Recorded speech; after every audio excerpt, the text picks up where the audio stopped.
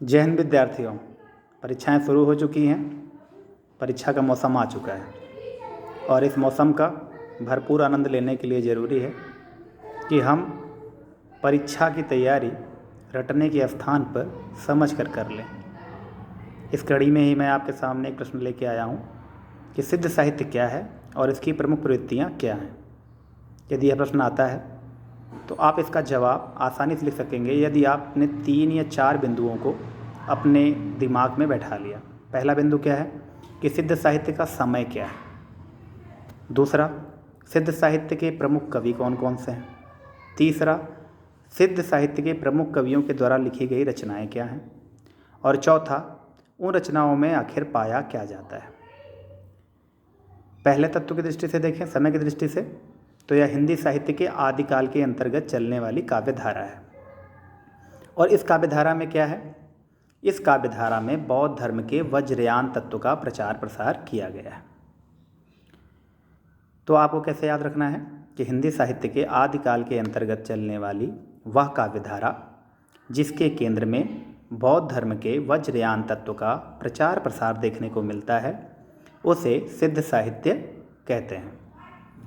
सिद्ध साहित्य लिखने वाले कवियों की संख्या कितनी है? 84 है।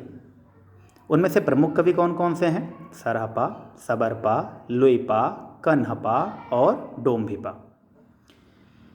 और इनके द्वारा लिखी गई प्रमुख रचनाओं में कौन कौन सी उल्लेखनीय हैं? तो सरहपा ने दोहा कोश और सबरपा ने चर्यापद की रचना की है।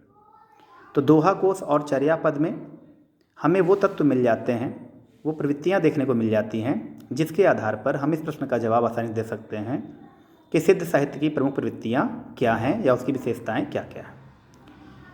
तो पहली प्रवृत्ति जो हमें देखने को मिलती है वो क्या है कि सामाजिक आडंबरों का विरोध।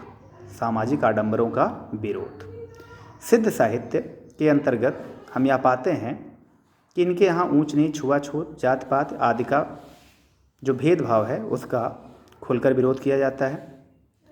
दूसरी प्रवृत्ति क्या देखने को मिलती है कि इनके यहाँ धर्म ग्रंथों का या धार्मिक ज्ञान का भी, धार्मिक का अर्थ यहाँ पर किताबी ज्ञान से भी है, कि किताबी ज्ञान को भी ये क्या करते हैं, महत्व नहीं देते हैं और उसका भी विरोध करते हैं।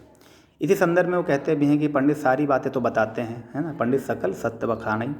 पंडित सारी बातें तो बताते हैं किंतु यह नहीं बताते हैं कि जो बुद्ध तत्व है वो कहाँ होता है, मनुष्य के अंदर शरीर में ही निवास करता है।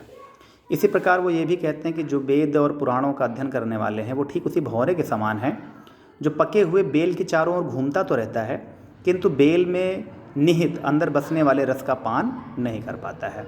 तो इस प्रकार धार्मिक किताबी ज्ञान का भी विरोध सिद्ध साहित्य में देखने को मिलता है। तो सामाजिक आडंबरों का विरोध, दूसरा पोथी आधारित ज्ञान का विरोध, तीसरा क्या मिलता है, गुरु की महिमा। इनके यहाँ गुरु का बहुत ही महत्व है। गुरु के द्वारा दिए गए ज्ञान को, दिखाए गए रास्ते को ये बहुत महत्व देते हैं। उसका कारण भी है कि ये जिस पंचमकार की साधना पर अपने साहित्य का सृजन करते हैं उसमें आने वाले जो शब्द हैं, उनमें आने वाली जो क्रियाएं हैं वो किसी न किसी एक विशेष व्यक्ति के नेतृत्व में, निर्देशन में ही की जाएं तो सार्थक होती हैं। और यही कारण है कि जब गुरु, सच्चे गुरु का अभाव हो जाता है तो सिद्ध साहित्य पतन की ओर चला जाता है, क्योंकि वो जो पंचमकार की साधना थी वो इंद्रियों पर नियंत्रण से लेकर उस आत्म तत्व में लीन होने की प्रक्रिया का नाम था। किंतु पंचमकार मत्स्य, मांस, मदिरा, मैथुन और मुद्रा के नाम पर केवल और केवल विषयों का भोग बना करके जो लोग उसमें लिप्त हो गए, उन्होंने सिद्ध साहित्य की वास्तविक साधना का क्या कर दिया, खराब कर दिया, वास्तविक साधना का लोप कर दिया। और यही कारण है कि सिद्ध साहित्य पतन की ओर जाता है। तो पंचमकार की साधना भी इनकी प्रमुख प्रवृत्तियों में आएगी। गुरु महिमा भी सिद्ध साहित्य में पाई जाने वाली प्रमुख प्रवृत्ति है। इसके साथ साथ आप देखेंगे कि रहस्यवाद भी आपको सिद्ध साहित्य की प्रमुख प्रवृत्ति के रूप में मिलेगा। यहाँ पर प्रकट की गई जो अनुभूतियाँ हैं सिद्ध कवियों की, वो अपने में एक गहरा और छिपा हुआ अर्थ लिए हुए हैं। और यही कारण है कि उनके काव्य में एक छिपी हुई रहस्यानुभूति पाई जाती है जिसे रहस्यवाद के नाम से जाना जाता है। तो ये है हिंदी साहित्य का आदिकाल के अंतर्गत चलने वाली काव्यधारा सिद्ध साहित्य का एक समझने योग्य दृष्टिकोण से वर्णन। मैं उम्मीद करता हूँ कि आप इसे रटने के स्थान पर समझने का प्रयास करेंगे। और जैसा मैंने आपसे पहले कहा कि समय क्या है, प्रमुख कवि क्या हैं, उनकी रचनाएं क्या हैं और उन रचनाओं में पाई जाने वाली प्रवृत्तियां क्या हैं, इन 4 बिंदुओं के आधार पर आप अपने सवाल का जवाब देने का प्रयास करेंगे और लिखने का निरंतर अभ्यास भी करेंगे, ताकि आप परीक्षा कक्ष में जब बैठें तो आप जल्दी से अच्छा उत्तर लिख सकें। बहुत बहुत शुभकामनाएं। धन्यवाद।